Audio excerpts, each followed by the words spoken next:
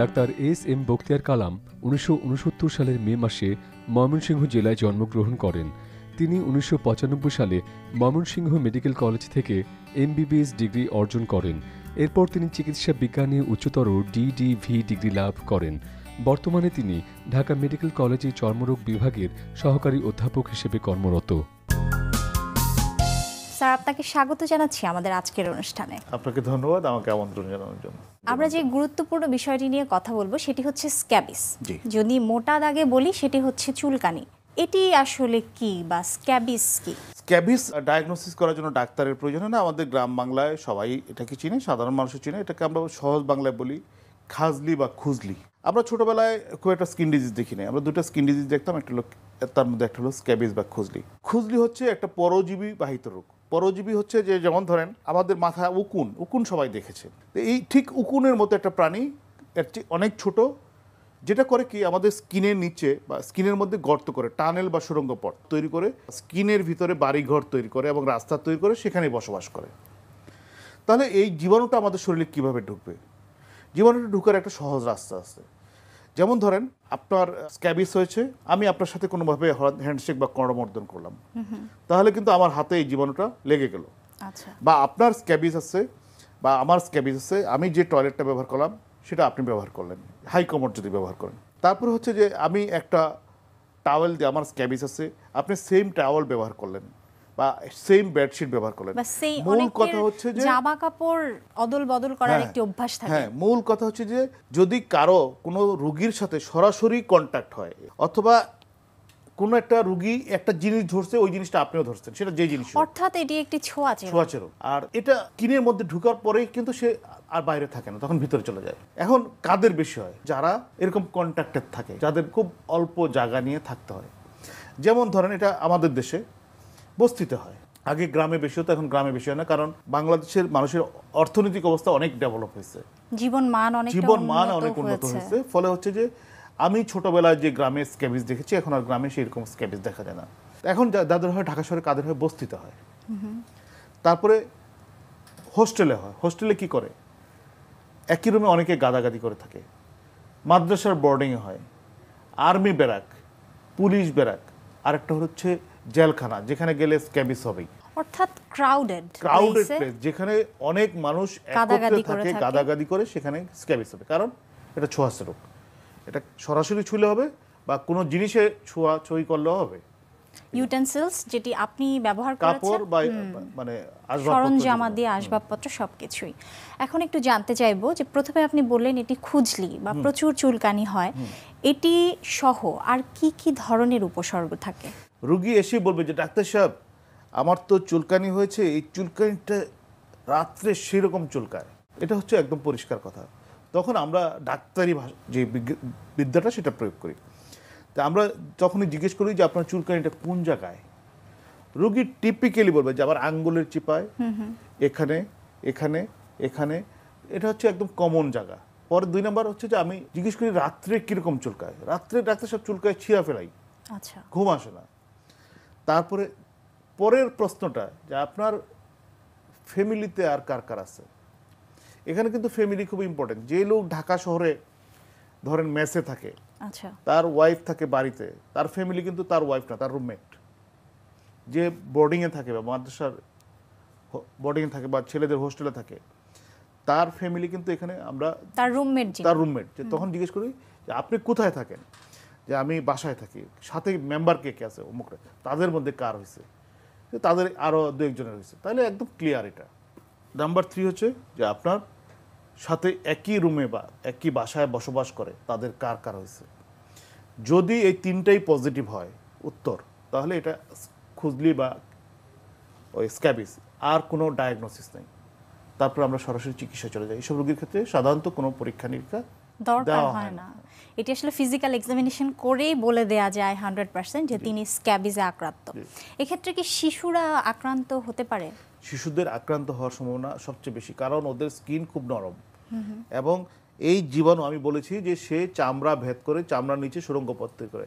আর শিশুদের যে নরম চামড়া, সেখানে তো সে অনেক ইজিলি পিয়ার্স করে চলে যেতে পারে এবং সেখানে গিয়ে কি এই জীবাণুটি বংশ বৃদ্ধি করে? হ্যাঁ, সে তো ঢুকবে একটা, কিন্তু ওখানে যে সে বংশ বৃদ্ধি করতে থাকবে।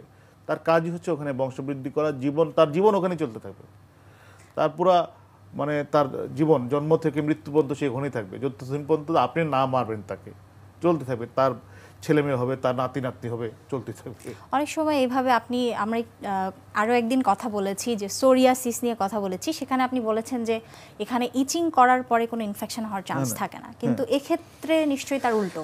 খুব ইম্পর্টেন্ট কথা, যে রুগীর চিকিৎসা না যদি দিই আমি, বা রুগী যদি আসতে দেরি করে, তাহলে কি সমস্যা হবে? যে ইনফেকশন, আমরা বলি যে স্ক্র্যাচিং, শরীরে কোথাও কেটে গেলে বা ছিঁড়ে গেলে সেখানে ইনফেকশন হবেই, এটা বেসিক রুল। স্ক্যাবিসের রুগী সাধারণত আসে আমাদের কাছে ইনফেকশন নিয়ে, যেটা আমরা ফোড়া আসতে পারে, যেটা রুগীর ভাষায় যদি বলে, রুগী বলে ফোড়া হয়েছে বা পেকে গেছে, পুঁজ জমা হয়েছে, আর আমাদের ডাক্তারি ভাষায় বয়েল বা অ্যাবসেস এগুলো বলি আমরা। হ্যাঁ, এটা হচ্ছে একদম কমন একটা কমপ্লিকেশন বা জটিলতা। আরেকটা জটিলতা হচ্ছে যে ম্যাডাম, আমাদের যুগে আমরা যখন আজকে থেকে 30-32 বছর আগে ডাক্তারি পড়ছি, তখন আমরা যেটা দেখেছি যে বাচ্চাদের প্রচুর কিডনি নষ্ট হয়ে হাসপাতালে ভর্তি, এবং সবই স্ক্যাবিসের জটিলতায়। স্ক্যাবিসের রোগীর যদি চিকিৎসা না করা হয়, আপনি প্রথমে যে কথাটা বলেছেন ইনফেকশন, এখানে যে ইনফেকশন হবে, যে জীবাণু দেওয়া, সেই জীবাণুটার নাম হচ্ছে স্ট্রেপ্টোকক্কাস।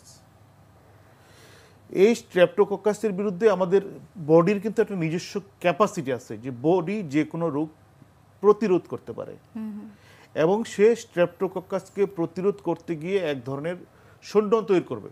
এই শূন্যটা কিডনিকে যে টার্গেট করবে, কারণ সে আর স্ট্রেপ্টোকক্কাস পাবে না, কারণ স্ট্রেপ্টোকক্কাসের যে চেহারা, আপনি একই চেহারার দুইটা জিনিস তৈরি করলেন, একটা হচ্ছে কিডনিতে আছে, আর একটা হলো স্ট্রেপ্টোকক্কাস, সে নিজের জীবাণু। ফলে হচ্ছে যে যখনই আপনি ওই জীবাণুকে ধ্বংস করার জন্য যে অস্ত্রটা তৈরি করলেন, সেই অস্ত্রটা দেখলো যে তো আরেকটা কোথায় কোথায় একই রকম জীবাণু আছে, কোথায় এই একই ধরনের টার্গেট আছে, সে দেখবে যে টার্গেট তো এখানে কিডনিতে বসে আছে, সে তখন কিডনিকে ড্যামেজ করা শুরু করবে। ফলে হচ্ছে এটা একটা ভুল বোঝাবুঝি, আমাদের রোগ প্রতিরোধ ক্ষমতার একটা ভুল বোঝাবুঝি, যে আমাদের বডি মনে করতেছে সে জীবাণুটাকে ধ্বংস করতেছে, কিন্তু সে আসলে করে ফেলছে কিডনি ধ্বংস। এখন একটু জানতে চাইবো এর চিকিৎসা কি রকম? স্ক্যাবিসের চিকিৎসা হলো সবচেয়ে সহজ একটা চিকিৎসা এবং সবচেয়ে জটিল চিকিৎসা। কেন সহজ? যে আপনি যদি ঠিকমতো মানেন, একদিনেই চিকিৎসা শেষ, আর যদি ঠিকমতো না মানেন তাহলে এটা বছরের পর বছর চলতেই থাকবে। তাহলে সহজ চিকিৎসাটা কি? দুই ধরনের চিকিৎসা আছে, একটা হচ্ছে খাওয়ার ওষুধ, একটা হচ্ছে লাগানোর ওষুধ। খাওয়ার ওষুধ যদি খান, এক ধরনের ওষুধ আছে, ওষুধের দোকানে পাওয়া যায়, আপনি ডাক্তারের কাছে যাবেন, ডাক্তার আপনাকে সেই অনুযায়ী প্রেসক্রিপশন করে দেবেন, জাস্ট 2টা ট্যাবলেট একবার খাবেন, শেষ। এই রোগ সারা জীবনের জন্য আপনার শেষ। তবে শর্ত আছে কি, যে আপনার সাথে আপনার পরিবারের যারা এফেক্টেড তাদের সবাইকে এটা খেতে হবে একসাথে। 2 নম্বর, ব্যবহৃত সব কাপড়গুলো ধুয়ে রোদে শুকাতে হবে। ঢাকা শহরে রোদ পাওয়া যায় না, তাহলে কি করবেন? আয়রন করে নেবেন। ক্লিয়ার? জি। তাহলে রোগ কিন্তু জীবাণুগুলো মরে গেল, তাহলে কিন্তু রোগ শেষ। আর আপনি যদি মনে করেন যে না, আমি খাওয়ার ওষুধে খাবো না, বা কারো খাবার ওষুধে ভীতি আছে, কোনো প্রেগনেন্ট মহিলা আছে বা ছোট বাচ্চা আছে যেখানে খাওয়ার ওষুধ খাওয়ানো প্রবলেম, তাহলে লাগানোর ওষুধ পাওয়া যায়। লাগানোর ওষুধ অনেক ধরনের ওষুধ আছে এখন বাংলাদেশে, যেটা পাওয়া যায় খুবই কার্যকরী এবং খুবই এলিগেন্ট লুকিং। আগে আমাদের ছোটবেলায় এই স্ক্যাবিস বা খুজলির ওষুধ কেউ লাগিয়ে গেলে অন্তত 100 মিটার দূর থেকে বোঝা যেত যে কেউ স্ক্যাবিসের বা খুজলির ওষুধ লাগিয়েছে। কিন্তু এখন কেউ বুঝতে পারবে না। আগে স্ক্যাবিসের ওষুধ বা খুজলির ওষুধ লাগালে কাপড় দাগ হয়ে যেত ওই ওটার কালারে, কারণ আগে যে ওষুধগুলো ব্যবহার করতো সেগুলো মূলত হলো সালফার। ইভেন আমার ছোটবেলায় যে আমি দেখেছি সালফার বা বাংলা গ্রামে বলে গন্ধক, এরকম কিনে এনে নারিকেল তেলের সাথে মিক্স করে ওষুধ বানাতো, যেহেতু বাজারে ওষুধ পাওয়া যেত না। কিন্তু এখন এত ভালো ওষুধ পাওয়া যায়, আপনি জাস্ট সন্ধ্যা সময়, রাত্রে ভাত খাওয়ার আগে গলা থেকে পায়ের আঙ্গুল, হাতের আঙ্গুল পর্যন্ত সারা শরীরে লাগাবেন।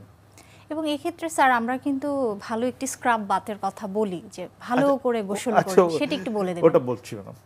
তাহলে হচ্ছে যে ঘরের সবাই যারা এফেক্টেড, যারা আনএফেক্টেড তাদেরও লাগানো উচিত। তাহলে যাদের আক্রান্ত তারা হচ্ছে কি করবে, রাতে খাওয়া দাওয়ার পরে ভালো করে বসে বাথরুমে, যেখানে আনড্রেস হওয়া যায় সহজে, হয়ে একদম গলা থেকে একদম পায়ের আঙ্গুল হাতের আঙ্গুল পর্যন্ত লাগাবে।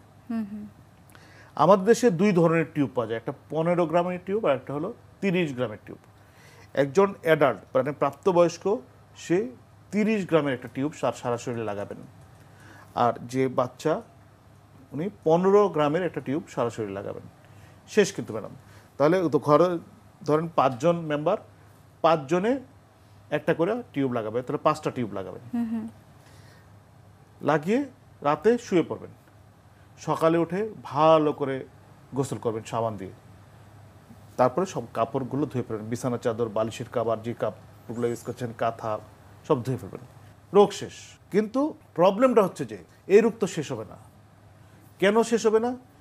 ফ্যামিলিতে 2-1 জন ঘাওড়া মেম্বার থাকে। জি, সেটাই বলতে চাচ্ছিলাম, কনভিন্স করা যায় না। হ্যাঁ, সে বলবে যে না আমার তো এই রোগ হয় না, আমি আমি কেন কেন লাগাবো? লাগাবো? জি।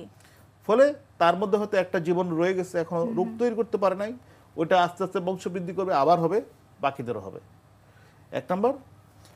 আর 2 নম্বর হচ্ছে যে ওই যে আমি বলেছি যে প্রত্যেক রোগীর জন্য একটা করে টিউব, তো ওনারা করবেন কি, ঘরে 5 জন মেম্বার আছে, একটা টিউবই কিনবেন দোকান থেকে, 5 জনে মিলে অর্ধেক টিউব লাগাবেন, আর বাকি অর্ধেক টিউব রেখে দেবেন। জি জি, তো এরকম লাগালে এটার ইম্পর্টেন্সটা সেটি আমরা হ্যাঁ, আজকে হ্যাঁ, বুঝিয়ে দিলাম। যে এটা হচ্ছে যে তারপরে ধরেন দোকানদার হয়তো অনেক ক্ষেত্রে বলে দিলেন যে না আপনি ঠিক আছে, আপনার বাসায় মানুষ কজন, 5 জন, তাহলে উনি কিন্তু একটাই নিতে চাবে, দোকানদার বলবে যে না একটা হবে না, আপনি 2টা নিয়ে যান। তো উনি করবেন কি, ওই একটা লাগাবেন, একটা দিয়ে পুরো ফ্যামিলি লাগাবেন, বা একটাও লাগাবেন না, 2 দিন পরে দোকানে এসে বলবেন এটা তো লাগেনি, এটা লাগেনি, এটা ফেরত নিয়ে নেন, নেন। তো রোগ তো ভালো হবে না। জি ফলে স্যার, প্রপার এই অ্যাপ্লিকেশন স্ক্যাবিজ ইজ ইম্পর্টেন্ট। সম্পর্কে আরো জানবো এবং এর কমপ্লিকেশনস গুলো জানবো, তবে তার আগে আমাদের এই অনুষ্ঠানের একটি নিয়মিত সেগমেন্ট হচ্ছে আমরা বিভিন্ন খাদ্যের পুষ্টি গুণাগুণ সম্পর্কে আমাদের দর্শকদের দেখিয়ে আসি, সেটি এখন দেখিয়ে আসতে চাই। প্রিয় দর্শক, দেখছেন স্বাস্থ্য প্রতিদিন। অনুষ্ঠানের এই পর্যায়ে দেখে নেব বিভিন্ন খাদ্যের পুষ্টি গুণাগুণ সম্পর্কে আমাদের পুষ্টিবিদের কাছ থেকে।